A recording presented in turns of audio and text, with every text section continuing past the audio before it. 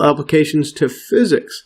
So Taylor polynomials are also used frequently in physics. In order to gain insight into an equation, a physicist often simplifies a function by considering only the first 2 or 3 terms in its Taylor series.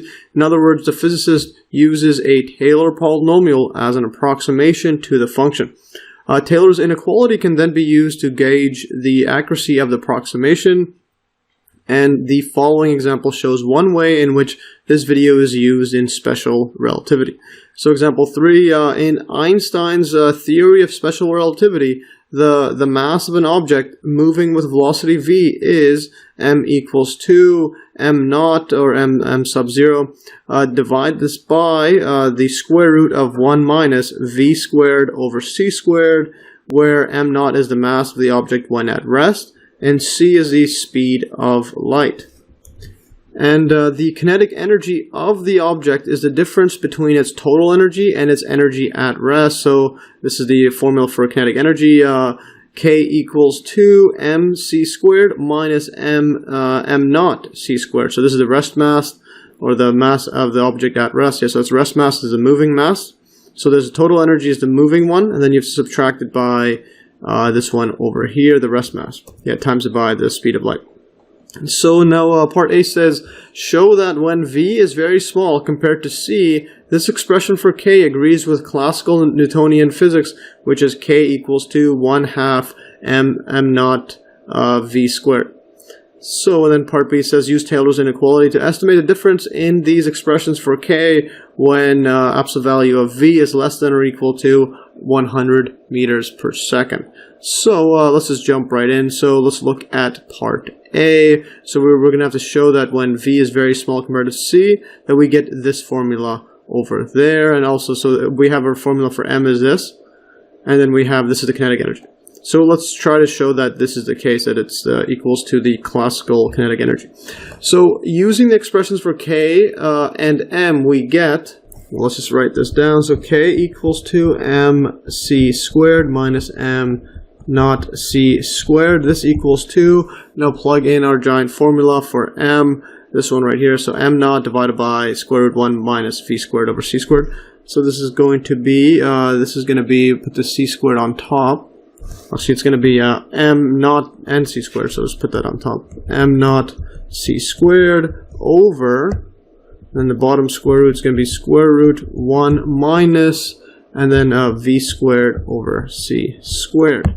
And let's just put this in a bigger box like that. And then minus m naught c squared. Now let's simplify everything and factor out the like terms. So m naught c squared, factor that out. This equals to, let's fix this up. This equals to m naught c squared times it by, and what I'm going to do is put this in a giant box. And then also this one here, I'm going to write this as a power of negative 1/2, so that we don't have to do the 1 divided by. So this equals to 1 minus v squared over c squared, bracket, negative 1/2 minus 1. So we factored that all out. Alright, so what we have over here now is, well, with x equals 2, x equals 2, if you set this up as x equals to, this equaling to x, this negative v squared over c squared, then the Maclaurin series for 1 plus x to the power of negative 1/2, so we can approximate this series right there, is most easily computed as a binomial series with k equals to negative 1/2. And also notice that absolute value of x is less than 1 in this case because v is less than c. Yes, if you look at this v squared over c squared, so c squared is always going to be larger than this v. That's because it is the speed of light there. And in mainstream physics, you can't get past the speed of light in mainstream physics. So anyway, so that's going to be less than it. So then this absolute value of x is less than 1. So therefore we have, and now let's just scroll up to our 1 plus x series, which is the binomial series. And let's just scroll up to our table. And where's our table?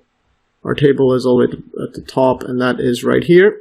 So we have 1 plus x to the power of k is equal to, this is the summation from n equals 0 to infinity, and this is the, these are the binomial coefficients, and choose k, or k choose n, however you want to say it. So times x n, this equals to 1 plus kx plus k times k minus 1 divided by 2 factorial times x squared, then goes k times k minus 1 times k minus 2, and so you always subtract from k and then multiply it.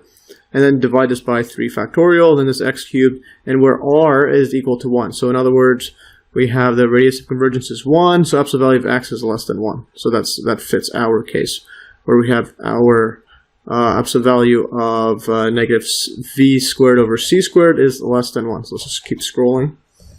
And where are we? We are right here. So therefore we have, and let's just write this out, so we have 1 plus x to the power of k equals 2, this is the binomial series, so infinity from summation from n equals 0 to infinity of k choose n, and then we have x to the n.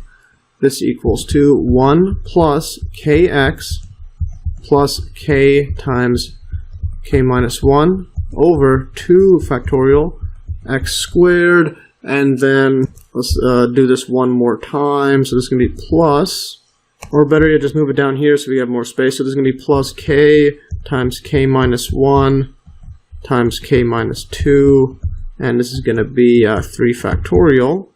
This is going to be x cubed, and then again it keeps going on and on, plus dot dot dot, and where we have, this is, I'll just write this here, 4, or with, so with r equals to infinity, r equals to 1, or we have, so that just means absolute value of x is less than, or less than 1. Yeah, less than 1, like that.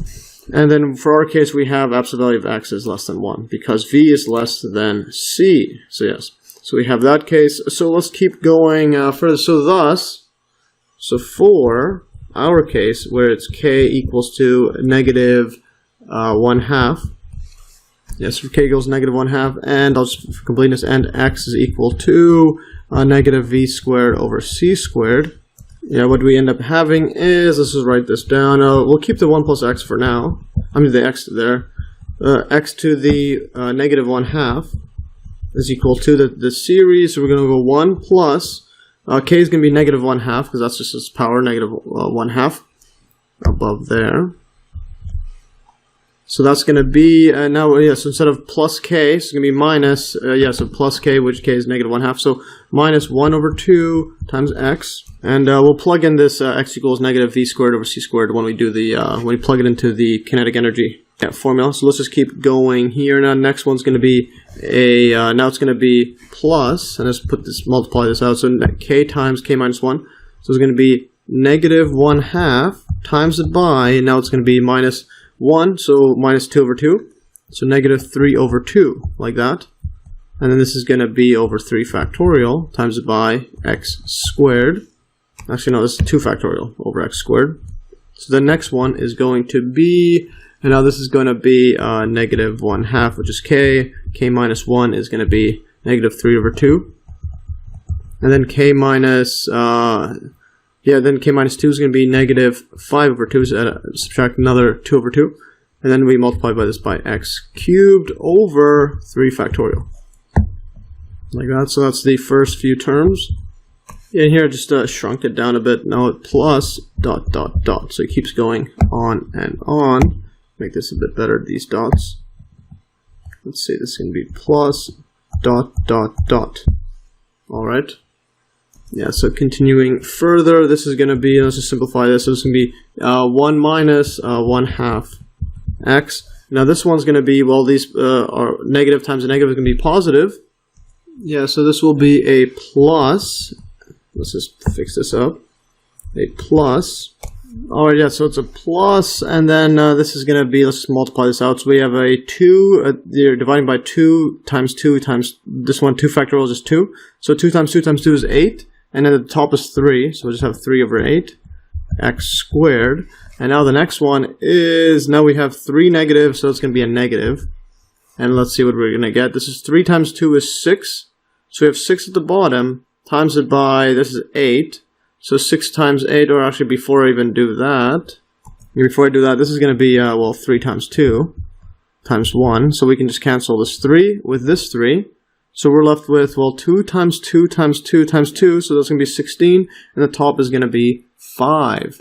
So yes, we're just going to have, negative 5 over 16, and this is going to be an x cubed, and the next one's going to be, well, it should be plus minus dot dot dot, and let's just put, next one's going to be a plus because we're going to have 4 negatives, so it's going to be even number of negatives, so it's going to be positive, and then the next one after that is going to be minus, so plus minus, etc., plus dot dot dot, like that, 3 dots, and we are good to go now. And just for completeness, so this is our Maclaurin series or binomial series for, again, absolute value of x is less than 1. That's for its convergence. And let's just box this whole thing in. And we're going to throw this inside our function, but with replacing x equals to negative v squared over c squared. So, and we're just going to write and. Or thus, but let's just stick to and. So and now we just look at our formula. So this is what we have. So basically we replace this entire square root function with a simple polynomial. It's simple, just has a lot of terms. So that's the whole entire idea behind Taylor approximation. Where you turn any function into some simple ones that you can easily calculate. So now we have m naught times c squared times this whole thing. So we're gonna write this out. And so k equals to m naught times c squared plus this whole thing, and we're going to multiply this by 1 minus, and then 1 minus 1/2 x, which is going to be, now it's going to be v squared, negative v squared over c squared, so negative times a negative becomes a positive, so plus, and let's just, let's just put this inside, so this is bx, power of 1, so that's going to be v squared over c squared, like that. That's the first one, times it by, that's x. And forgot the 1/2 there, so let's move this over. And this is going to be 1 over 2. Alright, so now the next one's going to be, well, this plus 3 over 8, and this is x squared, so then this this negative is going to just be positive, so negative v squared over c squared all squared will just be positive, so plus 3 over 8. And now that's going to be, when you square a square, that's going to be a power of 4. So it's going to be times it by v4 over c to the power of 4. And then the next one's going to be minus, now this is power of 3, so that's an odd number, so that's going to be negative. So negative times a negative is going to be positive. Yeah, so in fact, it's always going to be positive. So the whole thing's going to be positive whenever it's going to be the odd power, it already has a negative in front, so 2 negatives will cancel because of this odd. Be negative times a negative. So you're always going to be a positive. This is going to be 5 over 16. And now this cubed of this v squared cubed is going to be just v to the 6. So in other words, it's going to be v6, and you can see the pattern. Over c6, and then plus dot dot dot. And it goes all the way, and we have to put this in a bracket because we have, well, a minus 1 there. So we do that entire series and minus 1 like that, and box that in. And this 1, so we have a 1 in front there, because remember we had this 1 there. I mean this 1 right here. So now we can just cancel with 1s. So 1 cancels with this. So all we're left with now is m naught 0 squared times it by, now we have just one bracket, 1/2 v squared.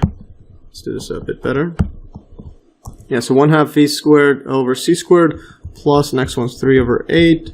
And then v4 over c4. And then plus, the next one's going to be 5 over 16, plus 5 over 16, and then v6 over c6, then plus dot dot dot, and just put a bracket. So just one bracket, like that. And might as well just box this whole thing in like that. So there is our formula. Alright, so now if we're given that v is much smaller, or when v is much smaller than c, because remember part A, so show that when v is very small compared with c, then this expression becomes this. So let's take a look at this. So if v is much smaller than c, then all terms after the first are very small when compared with the first term. Because so when you have a fraction right here, it's basically saying it's a fraction less than 1, and then when you square it, this is going to be bigger than when you take to the power of 4. So when you quadruple it like that, and also each higher power, you're going to be getting smaller and smaller. So then if we ignore all these ones, they're going to be very, very small relative to the first term, v squared over c squared. Yeah, so if v is much smaller than c, then all terms after the first are very small when compared with the first term. Then if we omit all of these ones, we get, so we're going to get a k is approximately equal to m naught times c squared, and then times it by, and we're just going to have the first term 1/2 v squared over c squared. Again, this is why it's so powerful, the Taylor approximation. And this is actually one of the reasons I got into mathematics, because this is epic stuff. So now what you'll do is this c's will cancel. All that you will be left with is 1/2 m naught v squared, and that's exactly the classical kinetic energy formula. And yeah, just box that in, so check mark. You can see that's exactly what we were asked to prove. So yeah, when it's small, we get this. Just pretty epic stuff. Alright, so now let's take a look at part B, which states, use Taylor's inequality to estimate the difference in these expressions for K, for the kinetic energy K, when the absolute value of V is less than or equal to 100 meters per second. We're going to compare the difference between these expressions. Yeah, or in other words, basically saying find the approximation or find the error, or see how accurate it is using just the first term. Remember, the difference is just going to be this entire thing, the exact value subtracted by this one right here. So in other words, we just want to know what the remainder is using the first term. Yeah, so we can use Taylor's inequality to estimate the remainder R1 of x as follows. Again, since our derivation for k involved just the first two terms of the Maclaurin series, that is n equals to 1. So because remember, we had this, so we had this is n equals 0, so yeah, n equals 0, then we have 1. So that's the first term, but there's two terms, we're starting at 0, and then we cancel the 1, so we get this one left over. So what we're doing is basically looking at R1 of x using the Taylor's inequality. So what I mean is we're going to be looking for absolute value of R1 of x, and if you memorize Taylor's inequality, I have it ingrained into my brain by now. So R1 of x, yeah, so absolute value of R1 of x, this is going to be less than or equal to capital M over, and then this is going to be n plus 1 factorial, so it's going to be 1 plus 1 is going to be 2 factorial, and then this is going to be absolute value of, well, x. Yeah, x squared, and then this is going to be, but in our case it's always going to be positive, so we just leave it like that. And this just equals to capital M over 2 factorial. Or I'll just leave it, 2 factorial is just 2, and then this one's going to be just x squared, so just leave it like that. And where we know that this is going to be using the next term, or the next derivative, where the second derivative, absolute value of the second derivative f double prime of x, is going to be less than or equal to m. Yeah, so thus what we have to do is just solve the derivative. So thus, let's get the second derivative. So we know that f of x, like here, this equals to, let's just use this entire function. Let's look at the exact one right here. So let's scroll up even further. So this part right here, and we're going to have x equals to negative v squared over c squared. So we could just write it out like this. So that's the term inside. So we're going to have f of x equals to m naught 0 c squared times it by, and now we're going to have a 1 plus x to the power of negative 1/2, and this is going to be minus 1, like that. And then let's just take the derivative of this in terms of x, so this is going to equal 2, and, well, before we do that, let's just write this down. So thus, the derivative, the first derivative, because we have to get to the second derivative of x, this equals to m naught 0 c squared, and then times it by, now this one, the derivative of the inside, this one goes away. Remember, this is just a constant. This negative 1 is 0, derivative of that is 0. This one right here is going to be, and let's write this down, it's going to be negative 1/2, and then we have to subtract the power, so 1 plus x, and then negative 1, subtract by 1, so that's going to be negative 2 over 2. So yeah, negative 1/2 minus 2 over 2 is going to be negative 3 over 2. And yeah, that's what we have for the first derivative. And now the second one. So the second derivative, f double prime of x, is going to equal to m naught c squared. And then now what we're going to have is this negative 3, this negative 3 over 2 goes down. Let's write that all the way in front. So that's going to be negative negative is going to be positive, so negative 3 over 2 times negative 1/2 is going to be plus 3 over 4. Then we have m naught 0 squared, and then we just subtract the power, 1 plus x to the power of negative 5 over 2.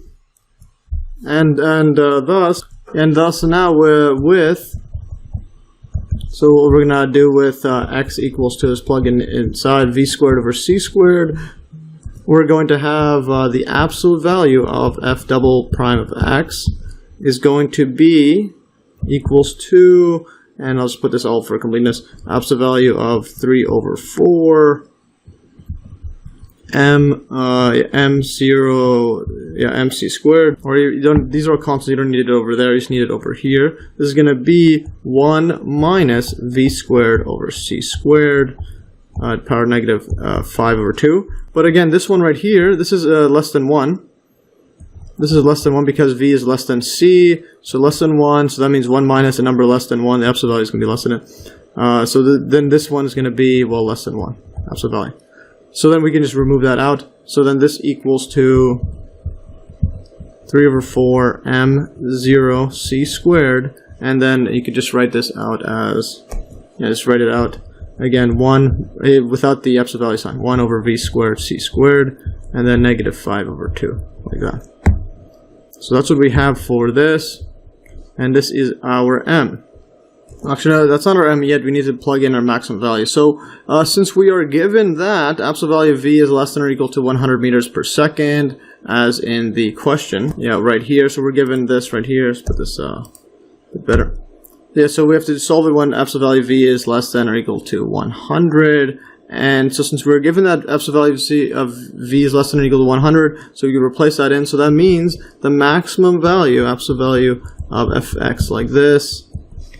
So the maximum value is when this is at a maximum, so that's less than 100, so we can just replace it with 100. So this is going to be less than or equal to 3 over 4. 3 over 4. And again, the reason is when you plug in the largest number here, you're going to have 1 minus a large number, which becomes small, but you're dividing by, this is going to be at the bottom, so it's going to be an inverse one, so you're going to be dividing by a small number, which gets larger. So in other words, to make this larger, we need to make 1 minus v squared over c squared as small as possible. So then we need to make this v small. So when this is small, this is going to be, we need to make this v squared high, so that this 1 minus v squared over c squared is low. So when this is large, then the difference 1 minus this, it's going to be near 1 or relatively closer to 1, so it's going to be a small number, and then you're dividing by a small number, it's going to be large. So in other words, this absolute value of the second derivative of f of x is going to be less than or equal to 3 over 4 m naught times c squared and 1 minus 100 over c squared power of negative 5 over 2. So remember that negative, it's just dividing by the power of 5 over 2 at the bottom. Okay, so we have that like that. So this is our m. So thus with c equals to 3 times 10 to the 8 is just the typical value for c rounded up for speed of light, meters per second, we get, and then we're going to get, so now using Taylor's inequality, absolute value of r1 of x is less than or equal to capital M over 2 factorial. That's just going to be 2 factorial times x squared, which is the same as the absolute value of x. Scroll up here.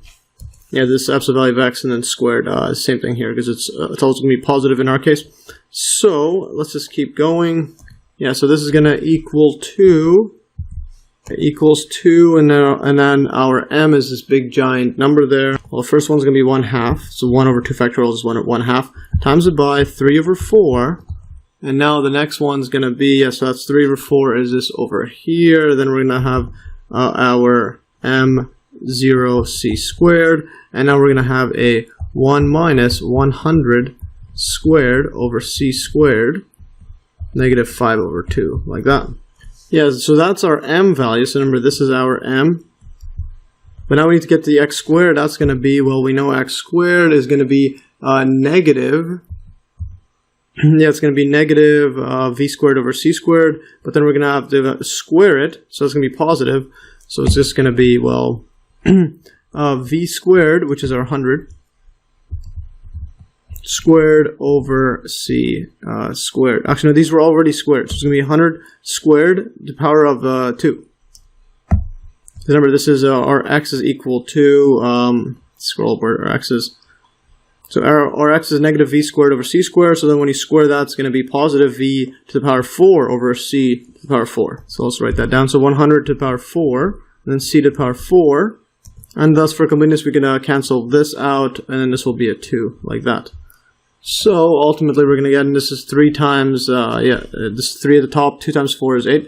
So this is going to be equal to, less than, or equal to 3 over 8. Let's make it somewhat shorter. 1 minus 100 squared over c squared, and then negative 5 over 2 times it by 100 to the power 4 over c squared, like that. And now we plug this all into a calculator. What we'll get is, and I'll just write this going to be less than when we round up. When we round down, so it's going to be 4.17 times it by 10 to the negative 10, and then this is going to be, then we have to multiply it by the mass, m naught, like that. So I'll just box this whole thing in, like that. And now we could just do a calculation check for this error. Notice how it's super, super small. This is the 10 to the negative 10. Which is, yeah, quite a lot of decimal places. So calculation check here, just use the search engine, and here it is 3 divided by 8, times it by, and then 1 minus 100 squared divided by c squared, which is 3, divided by 3 times 10 to the power of 8, and then this is going to be squared. Just make sure all the brackets were right, and the next one's going to be put another bracket, and then this is going to be to the power of negative 5 over 2. And then times it by 100 to the power of 4 divided by the speed of light, 3 times 10 to the negative 8, 10 to the positive 8, and then all squared for the c squared. And then we get this 4.2 e negative 10, or times 10 to the power of negative 10. And again, this one rounds up to 4.2, but yes, so this is from my calculus book, and yeah, we'll safe to say that they are right. Yeah, so to summarize it up, so when absolute value of v is less than 100 meters per second, the magnitude of the error, and using the Newtonian expression for kinetic energy, is at most 4.2 times 10 to the negative 10, and then times it by the rest mass, m naught. So again, this is calculus book also rounds up on this case right there. So now going further, the upper curve in the figure below is the graph of the expression for the kinetic energy k of an object with velocity v in special relativity, and the lower curve, just to show how the graphs compare with the approximation and the exact one. The lower curve shows the function used for k in classical Newtonian physics. When v is much smaller than the speed of light, the curves are practically identical. Yeah, so here is the this one is kinetic energy of special relativity in black. So the k as a function of velocity is equal to mv, m as a function of velocity times c squared minus rest mass times by c squared, where again our function for mass, moving object mass, is going to be m naught divided by square root 1 minus v squared over c squared. Like that, so we plug that inside, we get this black one there, and this is the speed of light over here. Notice the asymptote line goes to infinity. And then in classical mechanics, I put c there, so k c of v is equal to 1 over 2 times m naught v squared. And yeah, notice how this one is, yeah, it's pretty much identical when it gets to when the speed is not near the speed of light over there. So this one is still pretty fast. 1 times 10 to the negative 10 to the positive 8. That's still pretty big. That's just a third of the speed of light. So getting less than that, you're going to see this is all pretty identical when you get closer and closer. And for this one, I just put the mass of just 1, like that. Just put mass of unit 1. And yeah, going further. Yeah, so note also how the mass formula of a moving object rises to infinity as the speed approaches the speed of light. So notice, so here's that relativistic mass, so mv, or speed of a moving object, or the mass of a moving object equals to m naught divided by square root 1 minus v squared over c squared. So this is speed of light over there. So the mass initially is 1, rest mass. So it's pretty much 1 for all times until you get close to speed of light. So this one, even near even near this is 60% at the speed of light there, 66%. It's still just above 1, and then all of a sudden it just skyrockets to infinity. Now that is some interesting stuff to ponder.